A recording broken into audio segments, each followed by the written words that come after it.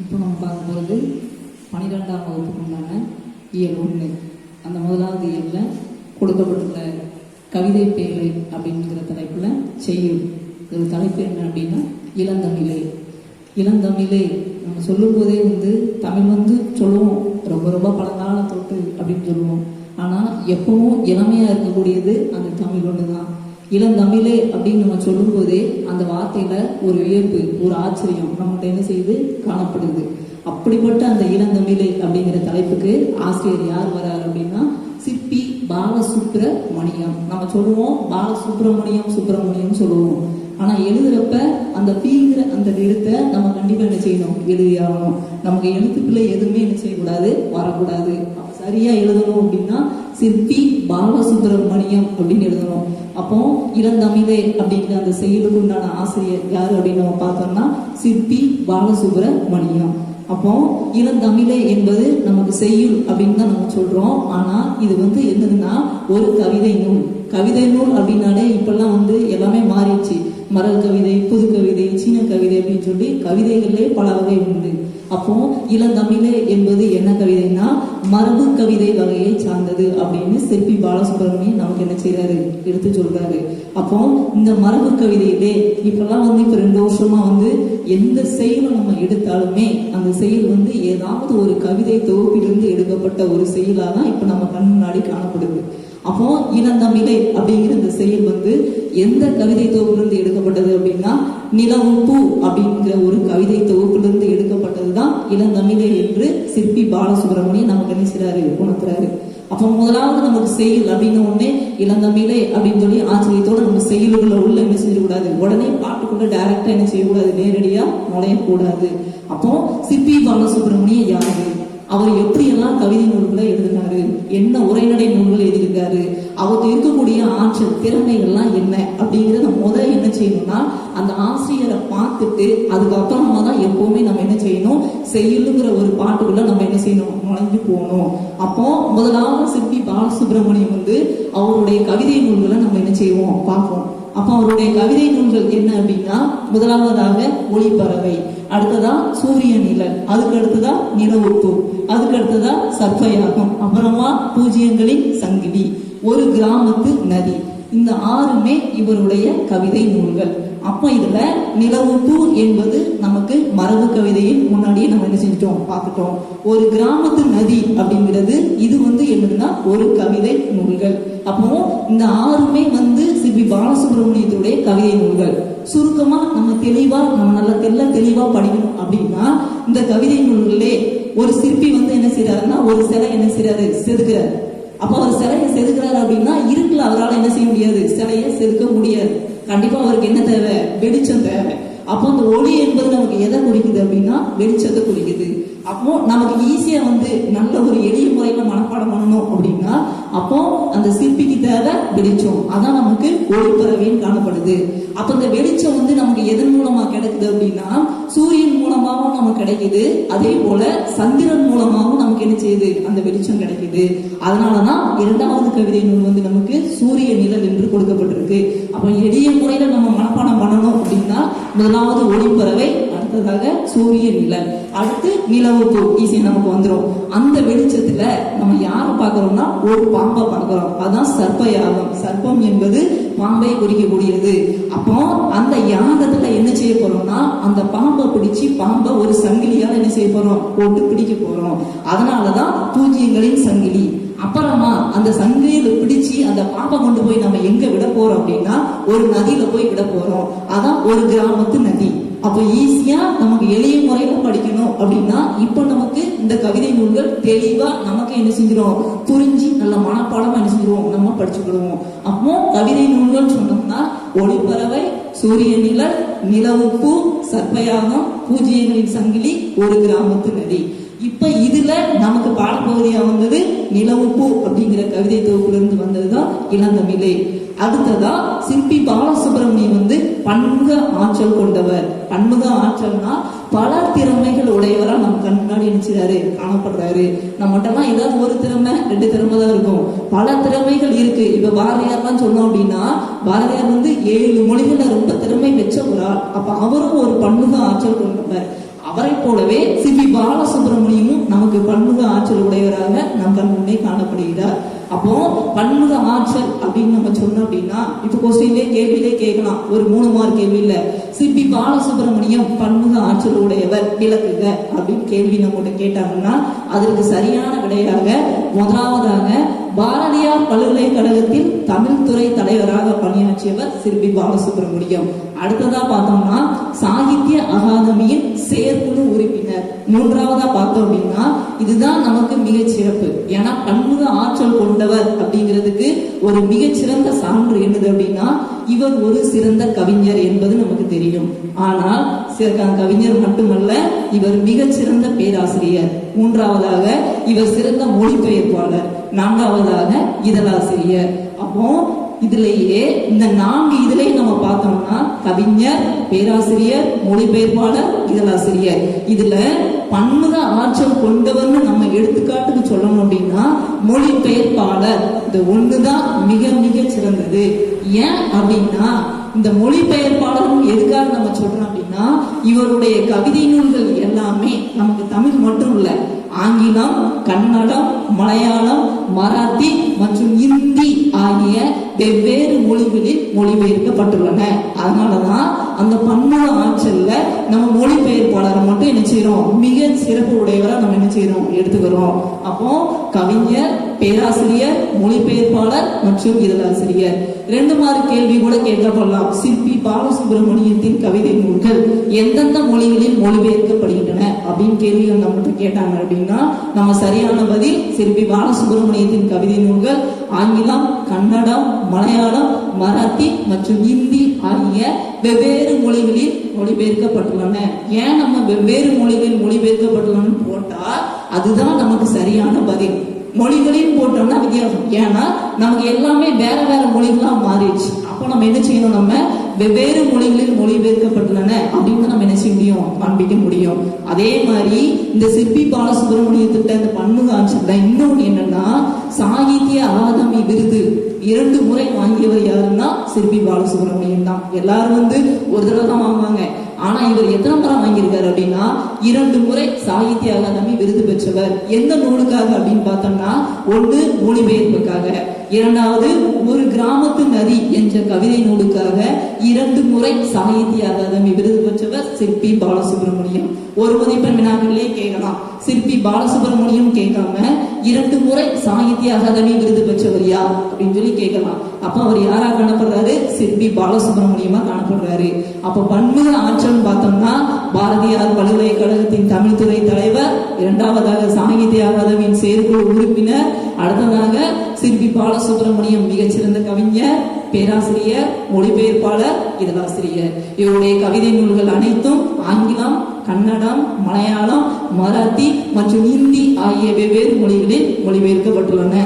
இது மட்டுமல்ல, மலையாளத்தில் உள்ள நூல்களை எல்லாம் கவிதைகளையும் புதினங்களையும் என்ன பண்றாரு அப்படின்னா மொழிபெயர்ப்புல என்ன செய்யறாரு, இந்தந்த மொழிகள்ல என்ன செய்யறாரு மாத்தி என்ன செய்யறாருன்னா அமைச்சுக்கிறார். அதனால சிற்பி பாலசுப்ரமணியம் பன்முக ஆற்றல் உடையவர் என்பதற்கு இதுதான் நமக்கு மிக சிறந்த ஒரு சான்று. அடுத்து பன்முக ஆற்றல் கொண்டவர் முடிஞ்சது. இப்ப என்ன பண்ண போறோம்னா சிற்பி பாலசுப்ரமணியத்தின் உரைநடை நூல்கள், கவிதை நூல்கள் போன மாதிரி இப்ப என்ன வந்திருக்குன்னா உரைநடை நூல்கள். உரைநடை நூல்கள் பார்த்தோம்னா முதலாவது இலக்கிய சிந்தனைகள், இரண்டாவதாக மலையாள கவிதை, அடுத்து மூன்றாவதாக அலையும் சுவடும். கவிதை நூல்கள்ல நமக்கு மொத்தம் என்னோடுனா 6 கவிதை நூல்கள் கொடுக்கப்பட்டிருந்தது. இப்ப நமக்கு உரைநடை நூல்கள், ஏன் நம்ம உரைநடை நூல்களை பார்க்கிறோம் அப்படின்னா ஒருவேளை ஒரு மதிப்பெண் வினாக்கள்ல இலக்கிய சிந்தனைகள் அப்படிங்கிற ஒரு தலைப்பு, இதுல சிற்பி பாலசுப்ரமணியத்தின் இலக்கிய சிந்தனைகள் இது கவிதை நூலா உரைநடை நூலா அப்படி நமக்கு கேள்வி எழுப்புனாங்க அப்படின்னா நமக்கு சிறந்த பதில் இது உரைநடை நூல் தான் அப்படின்னு தெல்ல தெளிவா நமக்கு சரியான பதில் நம்ம கொடுக்கணும். அப்படின்னா நம்ம ஃபர்ஸ்ட் என்ன செய்யணும், அந்த கவிதை நூல்களை தனியா படிக்கணும், உரைநடை நூல்களை நம்ம தனியா என்ன செய்யணும் படிக்கணும். அப்ப உரைநடை நூல்கள் 3, ஒன்னு இலக்கிய சிந்தனைகள், இரண்டாவது மலையாள கவிதை, அடுத்து அலையும் சுவடும். அப்போ இதெல்லாம் என்னது, சிற்பி பாலசுப்ரமணியத்தின் மொத்தத்துல அவருடைய கவிதை நூல்கள், அடுத்ததா அவர் பன்முக ஆற்றல் கொண்டவர், அடுத்ததா அவருடைய உரைநடை நூல்கள். இது அந்த இளந்தமிழை இந்த செயலில் உள்ள ஆசிரியருடைய குறிப்பு. இது முழுவதும் அடுத்ததான் நம்ம என்ன செய்ய போறோம்னா, எந்த ஒரு செயலும் படிக்கும் பொழுது முன்னாடி நீங்க பார்த்திருப்பீங்க, நுழையும் முன் அப்படின்னு சொல்லி ஒரு பாக்ஸ், ஒரு கட்டை என்ன செஞ்சிருப்பாங்க, நமக்கு கொடுத்துருக்காங்க. அப்போ அந்த நுழையும் முன்ல இந்த சிற்பி பாலசுப்ரமணியன் என்ன சொல்றாரு அப்படின்னா, தமிழ் மொழியானது நமக்கு மிகச்சிறந்த அடையாளம், நம்ம பண்பாட்டுக்குவே மிகச்சிறந்த அடையாளம் என்னதுன்னா தமிழ் மொழி தான் அப்படின்னு யார் சொல்றாருன்னா, கவிஞர் சிற்பி பாலசுப்ரமணியன் நமக்கு எடுத்து சொல்றாரு. அப்போ இந்த தமிழ் மொழியானது ஒவ்வொரு நாளும் காலம் தொட்டு புதுசா என்ன செய்யுது, மாறிக்கிட்டே வருது. அது மட்டும் இல்ல, இந்த தமிழ் மொழி உயிர்ப்போடும் இளமையோடும் நல்ல பல சிறப்பையும் உடைய மொழி தமிழ் மொழி அப்படின்னு சொல்லி சிற்பி பாலசுப்ரமணியங்கிற கவிஞர் என்ன செய்யறாரு, இந்த பாடல் மூலமா நமக்கு உணர்த்துறாரு. அதே மாதிரிதான் இவர் மட்டும் இல்ல, இவரை மாதிரி நிறைய கவிஞர்களுடைய ஆசை அப்படின்னா தமிழ் எப்பவும் எப்படி இருக்கணும், நல்ல உயிர்ப்போடு இளமையோடு பழஞ்சிறப்போடு இருக்கணுங்கிறது தான் நிறைய கவிஞர்களின் ஆசை அப்படின்னு சொல்லி நமக்கு முன்னுரையில என்ன செய்யறாருன்னா சிற்பி பாலசுப்ரமணியன் எடுத்து சொல்றாரு. இப்பதான் நம்ம என்ன செய்ய போறோம், செய்யுளுக்கு உள்ள என்ன செய்ய போறோம், வரப்போறோம். ஃபர்ஸ்ட் என்ன செய்ய போறோம்னா, செய்யுள் மனப்பாட பகுதி மட்டும் இல்ல, மனப்பாட பகுதினா படிக்கணும் அப்படின்லாம் கிடையாது. மனப்பாட பகுதி பாடலை படிக்கிறது மட்டும் இல்லாம கொடுக்கப்பட்ட எல்லா செயலுமே நம்ம தெளிவா என்ன செய்யணும், படிக்கணும். இப்ப நமக்கு மொத்தம் 2 பாடல் கொடுத்துருக்கு. இந்த 2 பாடல்களையும் வந்து என்ன செய்யணும்னா, ஒவ்வொரு வரியும் என்ன செய்யணும், கீழே அடுத்தடுத்து வரக்கூடிய ஒவ்வொரு வரியும் தெளிவா நம்ம என்ன செய்யணும், படிக்கணும். தெளிவா படிச்சு மொத்தம் நமக்கு 4 கால் இருக்கு. ஒண்ணு வந்து ஒரு வார்த்தையோட பொருள், அடுத்து அதே வார்த்தையோட இலக்கண குறிப்பு, அடுத்து அதே வார்த்தையோட பகுவத உறுப்பு இருக்கணும், அடுத்து அதே வார்த்தையை கொடுத்து புணர்ச்சி விதி. இப்ப இந்த 4 பிரிவுகளா கேட்கறதுனால நம்ம அந்த செய்யுள்ள கொடுக்கப்பட்ட எல்லா வரிகளையுமே நல்லா தெளிவா என்ன செஞ்சுக்கணும், பார்த்து புத்தகத்தை பார்த்து என்ன செய்யணும்னா நம்ம கரெக்டா நிச்சயம் ஒரு சரியா 2 தடவை இல்ல 3 தடவை என்ன செய்யணும்னா வாசிக்கணும். வாசித்துட்டு இந்த வரிக்கு இதுதான் பொருள். நம்ம தேர்வுல எழுதுறோம், ஏதாவது ஒரு செய்யுள் வரியை கொடுத்துட்டு இந்த செய்யுள் வரி எந்த நூல் கேட்கறாங்க, இல்லாட்டி இந்த செயல் வரி எதை உணர்த்துதுன்னு கேட்கிறாங்க. அப்ப நமக்கு மனப்பாட பாட்டு இல்லை அப்படின்னா இது எந்த பாட்டுன்னு தெரியலையே, நம்ம எங்கேயோ பார்த்தோமே அப்படிங்கிற ஞாபகம் தான் நம்ம முன்னாடி தெரியுமே தவிர இது இளந்தமிழே தான் அப்படிங்கிற ஒரு எண்ணம் நமக்கு என்ன செய்யாது, நம்ம கண் முன் என்ன செய்யாது, வராது. அப்ப என்ன செய்யணும்னா, ஒரு செயலை எடுத்துக்கிட்டோம்னா ஒவ்வொரு வரிக்கு உண்டான பொருள் இதுதான், அதே மாதிரி இந்த வார்த்தைக்கு இலக்கண குறிப்பு இதுதான், பகுவத ஒரு இலக்கணம் இதுதான், உணர்ச்சி விதி இதுதான் சொல்லி சரியா தெளிவா என்ன செஞ்சுக்கலாம், படிச்சுக்கலாம். இப்ப நமக்கு இந்த பாட்டுல என்ன செய்யறாரு அப்படின்னா, முதல் வரி செம்பருதி மலைமேட்டில் தலையை சாய்ப்பான், செந்நிறத்து பூக்காலம் வானம் எல்லாம். அடுத்ததான் 3வது வரி தம் கைகள் அதனை போல் சிவந்து நோக. இந்த வார்த்தை நல்லா பார்த்துக்கோங்க. 3வது வரியில தம் கைகள் அதனை போல் சிவந்து நோக இப்படிங்கிற அந்த ஒரு வரியை நீங்க பாத்தீங்கன்னா பாக்குறப்பயே தெரியுது, போல்ங்கிற ஒரு வார்த்தை அந்த செய்யுது அந்த 3வது வரியில கொடுக்கப்பட்டிருக்கு.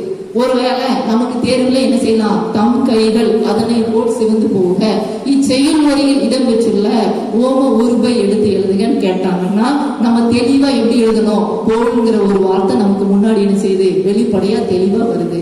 அப்ப நம்ம எளிய முறையில் என்ன செஞ்சிடணும், போல் அப்படிங்கிறதா ஓம ஒரு குண்டம் சொல்லி நம்ம என்ன செய்யணும், சரியா நம்ம என்ன செய்யணும், எடுத்து எழுதணும். அப்போ அதுலயே பாத்துக்கோங்க. அப்ப என்ன செய்யணும் அப்படின்னா, அந்த புத்தகத்துல நம்ம என்ன செய்யணும், அந்த போல்ங்கிற ஒரு வார்த்தைய முதலாவது என்ன செய்யணும்னா பென்சில்ட்டு அடியில ஒரு கோடு, அடிக்கோடு நம்ம போடணும். போட்டா நமக்கு படிக்கிறப்ப என்ன செய்யும், தெளிவா நமக்கு என்ன செய்யும், தெரியும். இதுதான் நாம முதல் செய்ய வேண்டிய ஒரு வேலை. அடுத்ததான் தாம் உழைக்கும் தொழிலாளர் வியர்வை வெள்ளம் விம்முகின்ற தோல் மீது முத்து முத்தாய் வீச்சிருக்கும் அவையெல்லாம் வியந்து பாட எம் அருமை செந்தமிழே உண்மை அல்லால் ஏற்ற துணை வேறு உண்டோ ஏனிடாயே என்று யார் சொல்றாங்கன்னா, சிற்பி பாலசுப்ரமணியம் முதலாவது பாடல்ல சொல்றாரு. ஃபர்ஸ்ட் வரி என்ன அப்படின்னா, செம்பருதி. செம்பருதிங்கிற வார்த்தையை கேட்டாலே நமக்கு தெரியுது இது வந்து இலக்கண குறிப்புல கண்டிப்பா என்னதுதான், பண்பு தொகை தான். பருதி என்பது என்னதுன்னா சூரியன். அப்ப செம்பருதி என்பது சிவந்த நிறத்தை உடைய சூரியன். அப்போ சூரியன் சிவந்த நிறத்தை உடையதா காணப்படுது அப்படின்னா எப்போ அப்படின்னா மாலை நேரத்துல மட்டும்தான்.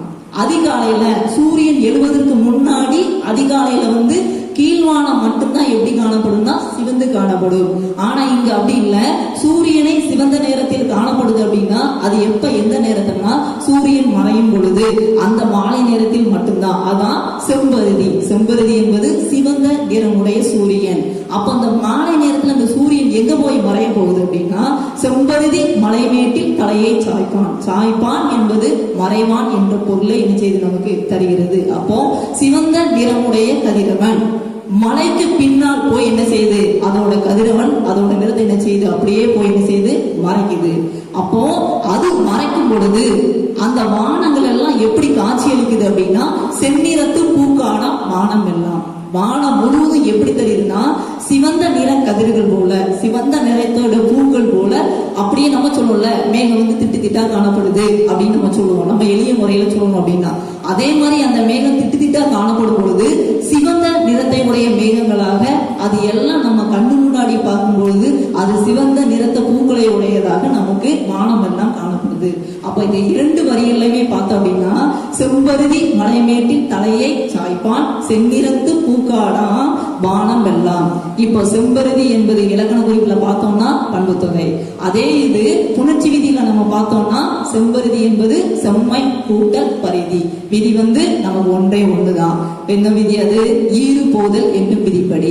அதுக்கப்புறமா சாய்ப்பான் அப்படிங்கிற வார்த்தை, அந்த சாய்ப்பான்கிற வார்த்தைக்கு பொருள், உண்மையான பொருள் நமக்கு மறைவான்.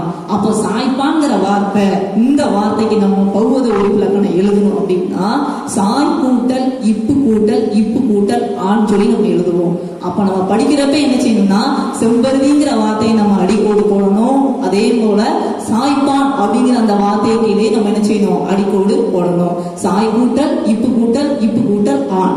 அதுக்கப்புறமா இரண்டாவது வரியில செந்நிறத்து பூக்கான வானம் எல்லாம். செந்நிறமும் நமக்கு செம்மை பிளஸ் நிறம் தான், பண்பு தொகை தான். பூக்கானாங்கிறதும் நமக்கு புணர்ச்சி விதியில கேட்கலாம், பூ கூட்டல் காடாம் அப்படின்னு போடுவோம். இயல்பினும் விதியினும் நின்ற உயிர்மும் மிகும் என்னும் விதிப்படின்னு எழுதுவோம்.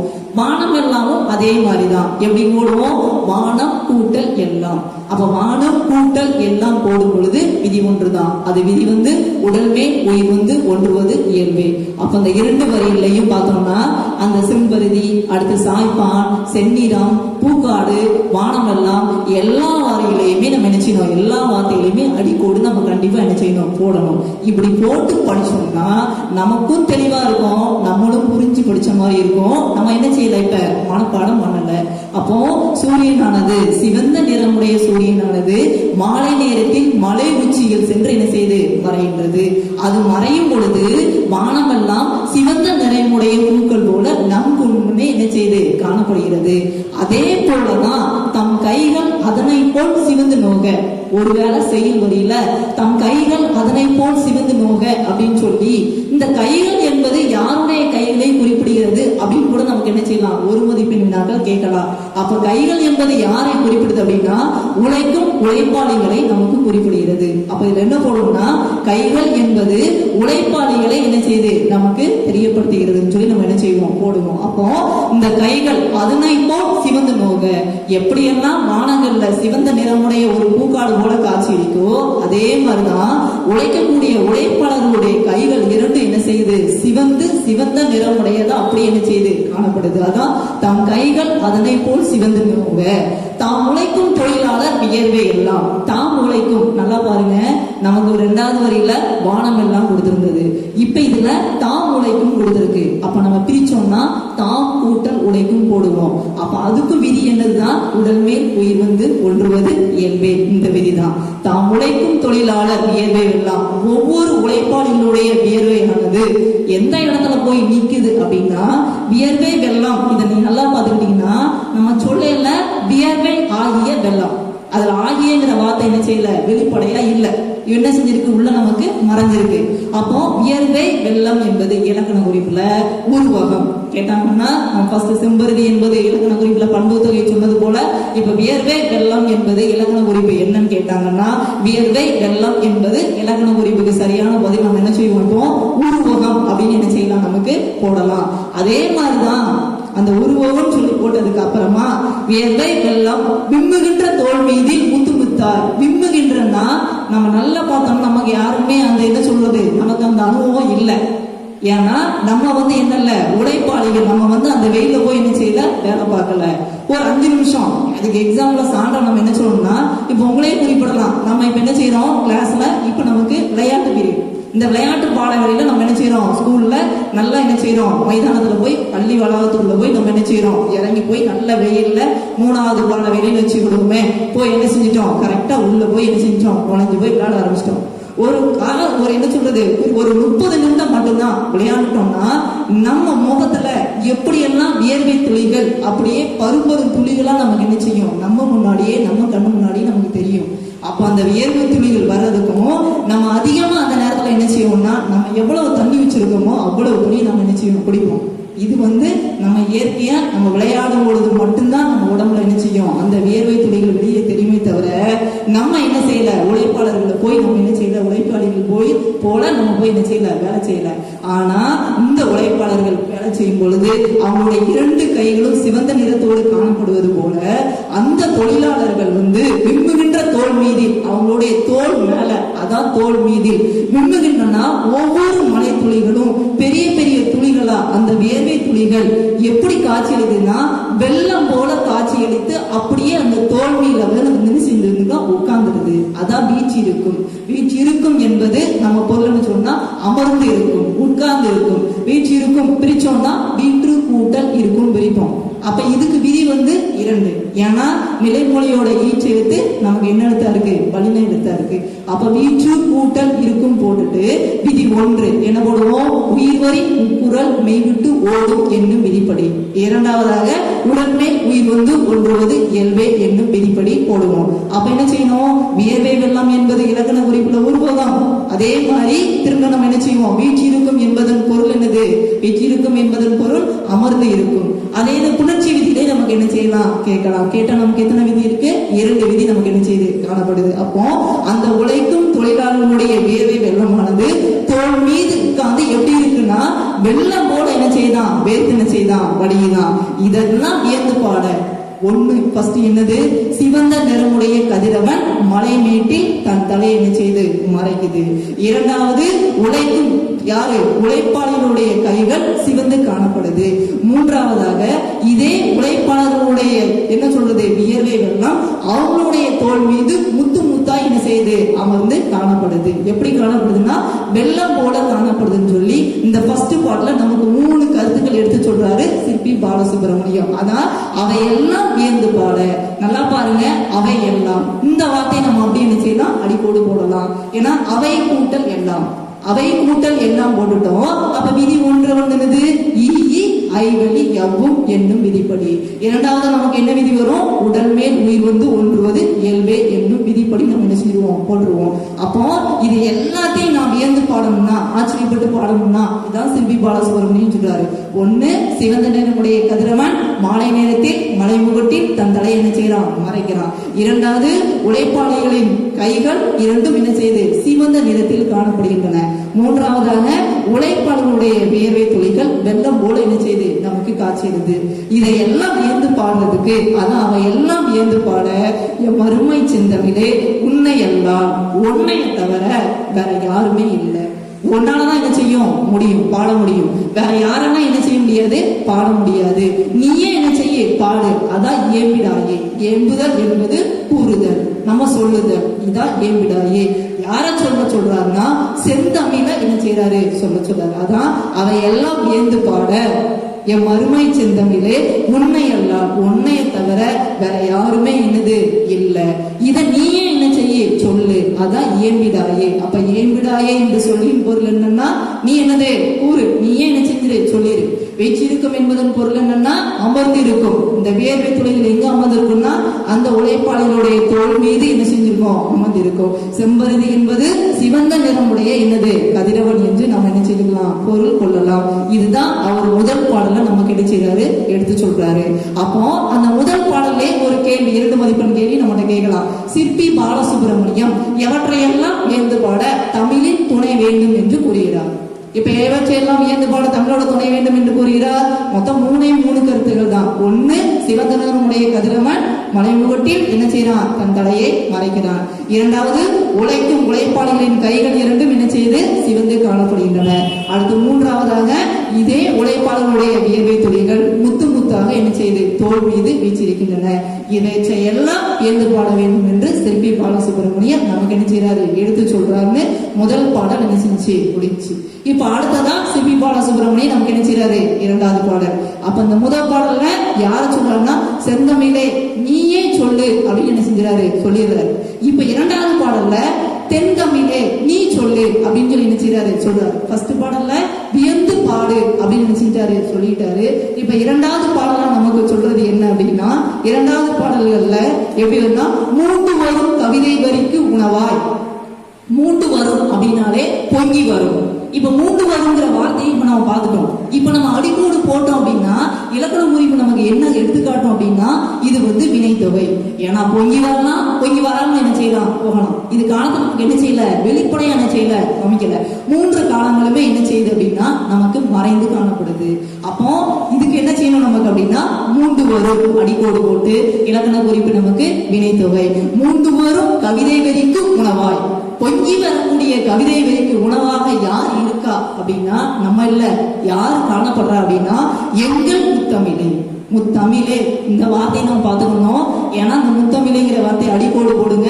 எப்படின்னாலும் கேள்வி கேட்கலாம். ஒண்ணு முத்தமிழே இச்சொல்லை பிரித்து எழுதுன்னு கேட்கலாம். நம்ம பிரிச்சு எழுதணும்னா மூன்று கூட்டல் தமிழ் போடுவோம்.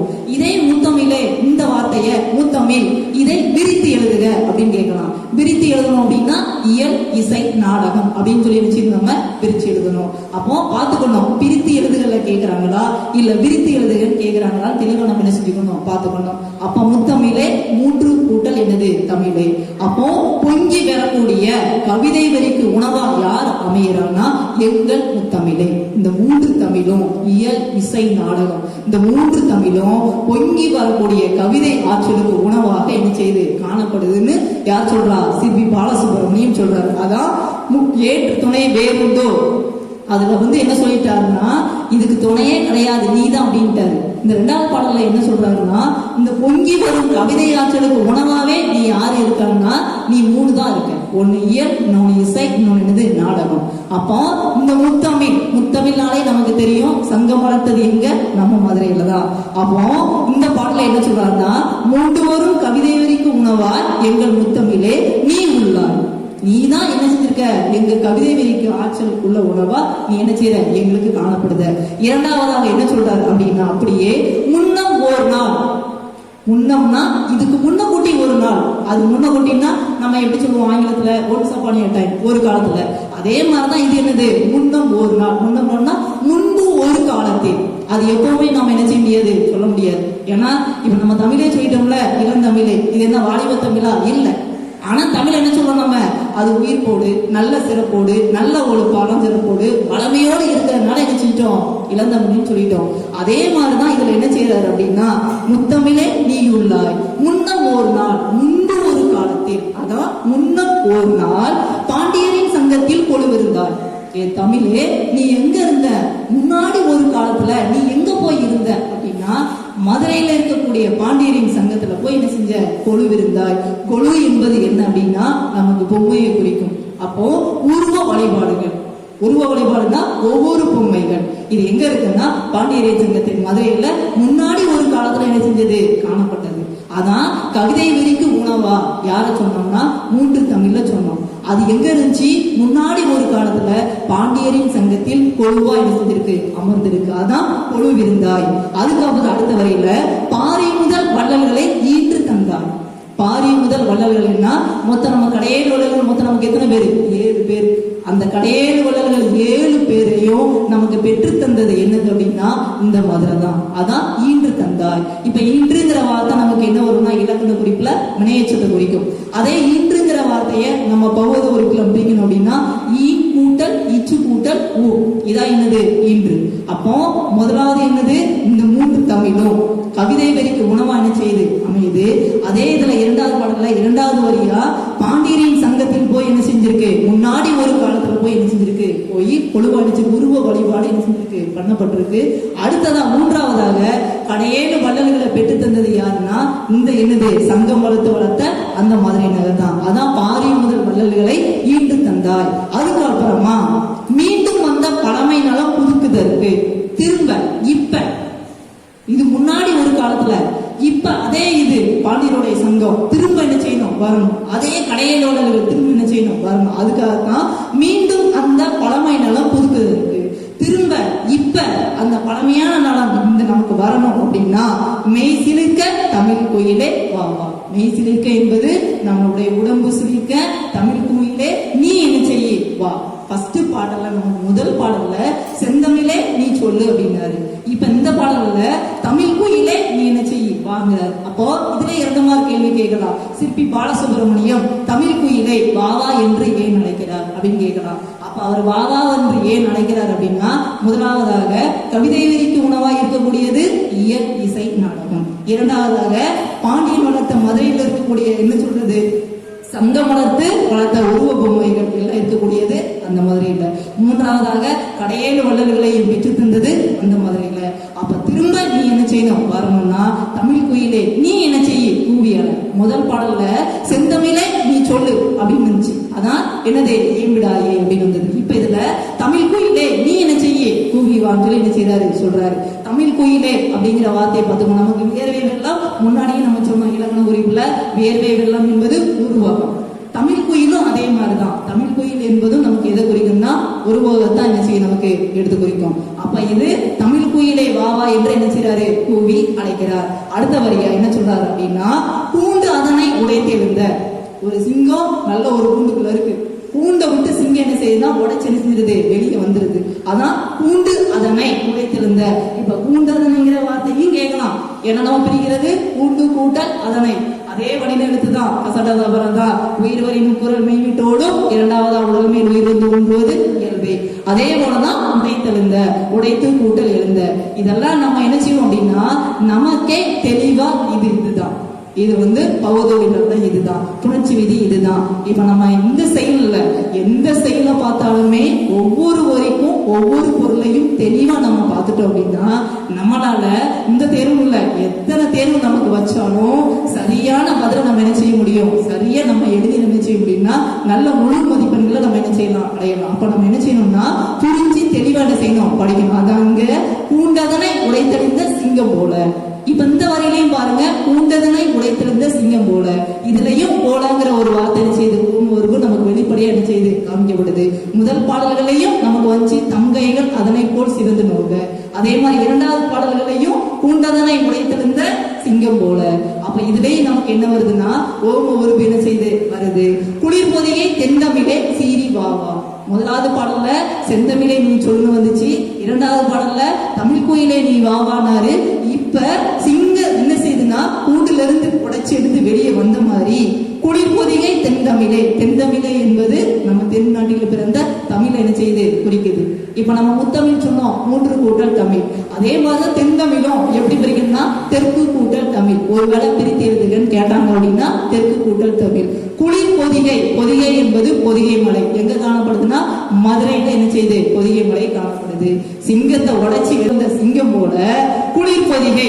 இந்த பொதிகை மலையில இருந்தவங்க தான் யாருன்னா அகத்திய மாமுனிவர். இந்த அகத்திய மாமுனிவர் வாழ்ந்த குளிர்ச்சி நிறைந்த பொதிகை மலையில பிறந்த தென்னாட்டு தமிழே நீ வேகமா என்ன செய்ய வா.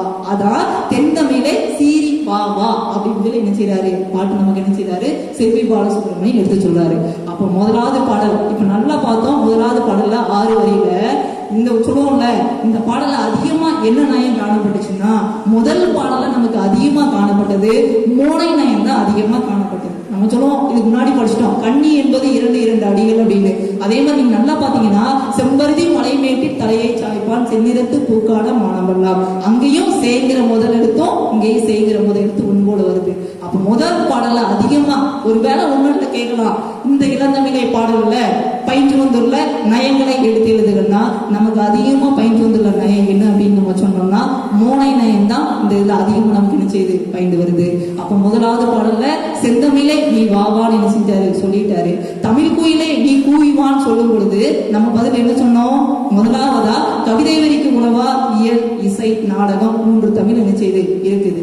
இரண்டாவதாக அதே போல அந்த 3 இருந்தது போல சங்கம் வளர்த்த இடம் என்னது மதுரை மாநகரம். அதுக்கப்புறமா மூன்றாவது கடையேழு வள்ளல்களை பெற்று தந்தது அந்த மதுரை மாநகரம். அதனால தமிழ் கோயிலே திரும்பவும் என்ன செய்யணும் இதே மாதிரி வரணும்னு சொல்லி நீ என்ன செய்ய கூவி வான்னு சொல்லி சிற்பி பாலசுப்ரமணியன் கூறுகிறது. மூணாவதா என்ன சொல்றாரு அப்படின்னா, தென்பொதிகை மலையில் பிறந்த தென் தமிழே அப்படின்னு சொல்லி ஒரு சிங்கம் மூட்டை விட்டு வெளியே வந்த மாதிரி அங்க மதுரையில் இருக்கக்கூடிய பொதிகை மலையில் கூட அகத்திய முனிவர்கள் வாழ்ந்த இடத்துல குளிர்ச்சி நிறைந்து அந்த பொதிகை மலையில பிறந்த தென்தமிழே நீ திரும்ப என்ன செய்ய, எங்க இடத்துக்கு என்ன செய்ய வா அப்படின்னு சொல்லி சிற்பி பாலசுப்ரமணியம் வந்து இரண்டாவது பாடல்ல நமக்கு என்ன செய்யறாரு, எடுத்து சொல்றாரு. இதுதான் இந்த செயல் வரி நமக்கு உணர்த்தின கருத்து. அதனாலதான் நம்ம சிற்பி பாலசுப்ரமணியத்தை என்ன சொல்றோம்னா பன்முக ஆற்றல் உடையவர் அப்படின்னு நம்ம என்ன செய்யறோம், எடுத்து சொல்றோம்.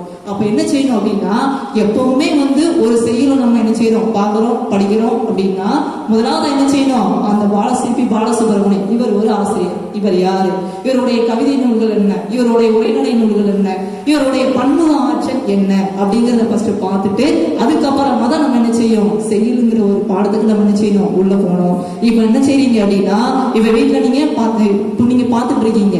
அடுத்த முறை நான் திரும்ப கிளாஸ் எடுக்க வரப்ப இதே இளந்தமிழ்ல என்ன செய்வேன்னா கேள்வி கேட்பேன். ஏன்னா நான் இப்பவே உங்களுக்கு நிறைய கேள்வி கொடுத்துட்டேன். சிற்பி பாலசுப்ரமணியத்தின் கவிதை நூல்களை எடுத்து எழுதுக, சிற்பி பாலசுப்ரமணியம் பன்முக ஆற்றல் கொண்டவர் என்பதை விளக்குக, சிற்பி பாலசுப்ரமணியம் எவற்றையெல்லாம் வியந்து பாட வேண்டும் என்று கூறுகிறார், சிற்பி பாலசுப்ரமணியம் தமிழ் குயிலை வாவா என்று ஏன் அழைக்கிறார், அதே சிற்பி பாலசுப்ரமணியம் தென்பொதியில் வரைந்த தென்னாட்டு தமிழை ஏன் சீரி வாவா என்று அழைக்கிறார் அப்படின்னு நம்ம என்ன செய்யறோம், நிறைய கொஸ்டின் பார்த்துட்டோம். அதே போல சிற்பி பாலசுப்ரமணியத்தின் கவிதை நூல்கள் எந்தெந்த மொழிகளில் மொழிபெயர்க்கப்பட்டுள்ளது. அப்போ சிற்பி பாலசுப்ரமணியம் பன்முக ஆற்றல் கொண்டவர் அப்படிங்கிறதுக்கு ஒரு சிறந்த எடுத்துக்காட்டு அவர் மிக சிறந்த மொழிபெயர்ப்பாளர். இது ஒண்ணுதான். அப்போ 2 முறை சாகித்ய அகாதமி விருது பெற்றவர் யார் அப்படின்னு கேட்டோம்னா சிற்பி பாலசுப்ரமணியம். நம்ம சொல்றப்பே சொல்லுவோம், சிற்பிங்கிற இடத்துல புள்ளியோ எதுவுமே கிடையாது, அப்படியே நேரடியா என்ன செஞ்சிடலாம், சிற்பி பாலசுப்ரமணியம் என்ன செஞ்சிடலாம், நம்ம அப்படியே என்ன செஞ்சிடலாம், எழுதிடலாம். இப்போ இதோடு இந்த பாடம் என்ன செய்து முடியுது. நல்ல விடுமுறையில் என்ன செய்யுங்க, கொடுக்கப்பட்ட பாடல்களை பாருங்க, கேள்வி எல்லாம் என்ன செய்யுங்க, படிங்க. அடுத்த வகுப்புல மீண்டும் என்ன செய்வோம். சரி, நன்றி.